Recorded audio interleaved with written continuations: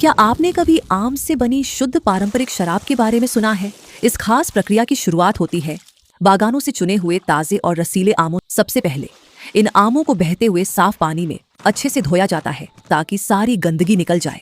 अब असली मेहनत शुरू होती है। इन साबुत आमों को पत्थर की ओखली में डालकर तब तक कूटा जाता है जब तक कि इनका गाढ़ा पल्प तैयार न हो जाए। अब इस तैयार किए हुए आम के गूदे को मिट्टी के एक बड़े मटके में डाला जाता है।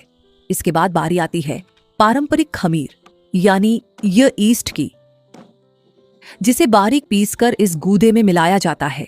इसे अच्छी तरह मिलाने के बाद मटके के मुंह को मोटे कागज और रस्सी से पूरी तरह सील कर दिया जाता है।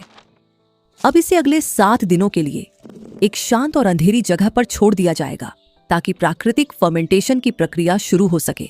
7 दिनों के लंबे इंतजार के बाद अब वक्त है इस मटके को खोलने का।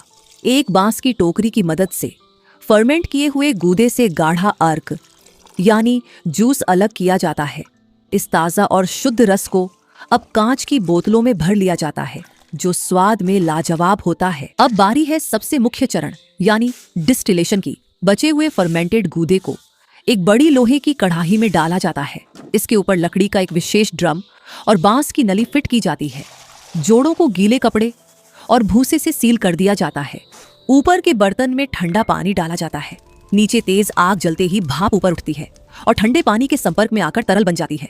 और अंत में बांस की नली से कतरा कतरा करके शुद्ध आम की शराब बाहर आती है जो अपनी तेज खुशबू और मिठास के लिए जानी जाती है।